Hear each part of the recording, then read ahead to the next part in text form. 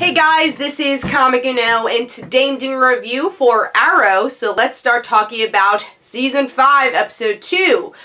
So with this episode, we continue Oliver being rough and tough with his recruits, which is Artemis, Wild Dog, and Mr. Terrific. And they're not very happy about that, so Oliver kind of has to reestablish himself, but he still wants to be this loner, but by the end he's able to open up to his team. And that's pretty much the whole story. We do have some side stories with Felicity hanging out with her new boyfriend for like a minute, and Felicity trying to be a good friend to Oliver, Diggle in the army that's kind of connected to the Russian, backstory, flashback, and then Thea pretty much being the mayor because Oliver's not, and I guess trying to balance her own life of figuring out, do I want to be a hero? Because there's definitely hero qualities still within her. And that's most of the episode. And Quentin gets a job in this episode. And who is that masked vigilante villain who reminds us of Malcolm Merlyn? Someone mentioned in the comments last week that it could be Tommy Merlyn, and I 100% agree. I think that would be a really good twist. And it'll go back to the season 1 roots, but by being different, so I hope it's Tommy Merlyn, this character. But yeah, what did I think of the episode? So I'll say there's glimmer of moments I liked in this episode. I liked, obviously, Thea. I think Thea, as always, is one of the best characters on this show. Well, is the best character on this show. And she, even with the small screen time she has, she's able to shine with them. I loved her parkour civvy moment. That was the best scene of the episode for me. And it shows that she still has this hero quality. She still wants to, help her brother. But it's her being a hero in her own way, and I think finding her path to Speedy in a different way, because all in the past, what pushed her to become Speedy was things that happened in her life, negative things that happened in her life, and other people pushed her to become a hero. Malcolm teaching her everything she knows, and then also Moore's death. It was never Speedy, never Thea trying to be a hero for her own self. And I think that's her journey this season, is figuring out to put that Speedy hood on again, but in her own way. And that's something I'm really happy about. Now with Diggle, I wasn't as interested in his story, sadly, because I don't think any of us care about the flashbacks, and they're trying to connect it to the flashbacks. But I am happy, Diggle has his own thing, but I wish his story, was in Star City to make it feel more connected. As much as I like him going back to the military, I just don't really like that story, personally.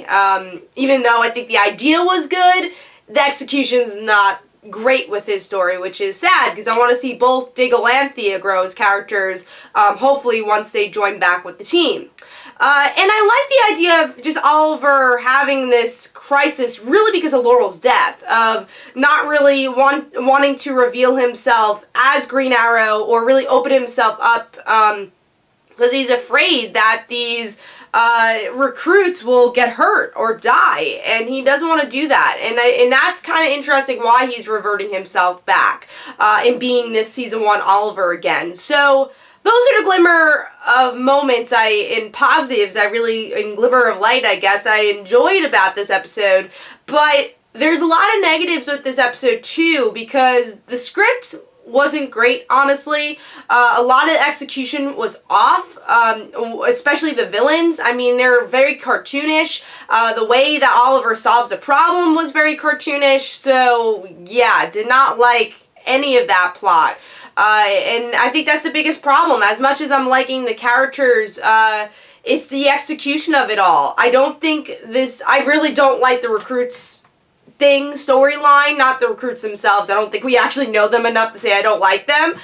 Besides, obviously, Curtis, he's the only one that really has character, and they're trying to do that with Wild Dog. But Artemis, she doesn't do much in this episode. We really don't know anything about her. But yeah, I just feel like they're utilizing the recruits as this pawn this plot device just to bring Thea and Diggle back and make Oliver a better character, which, yes, kind of needed, but I don't know how many episodes we can kind of last with that, because like I said, it's kind of boring the way to watch it, to see these new characters we don't really care about being introduced when you're like, well, Thea and Diggle are there, and I want them to be a team. I want them to do stuff, because like I said, they have very limited time, screen time, and they're the ones that really need it. It should not just be Oliver having this crisis. It really should be Thea's story, which they show a glimmer of, and it should be Diggle's own hero story. And I think that's what they should have done in this episode that they don't do. They instead try to develop these other characters that are not really developed, which I don't even know if they're going to be characters by the end.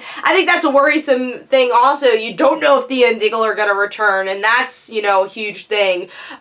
So, yeah, that's why I can't fully invest into this season of Arrow, because there's so many things you don't know what's going to happen with the characters you already are invested in, and they're trying to make you invested in these other characters that you're not really invested in, and half the time, you're kind of bored watching the episode, but then there's those moments where you have a conversation between Felicity and Oliver, or, Thea and Quentin. Like, there are small moments I really like that I wish were bigger moments in the episode.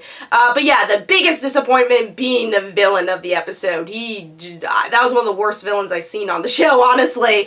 The way they did the turn around and saying, no, you're just like me, be a hero, takes off the mask. I'm like, no, where did that come from? It was way too quick. I just did not like that at all. I also don't like that other villain, Church. I think he's really cartoonish, like I said.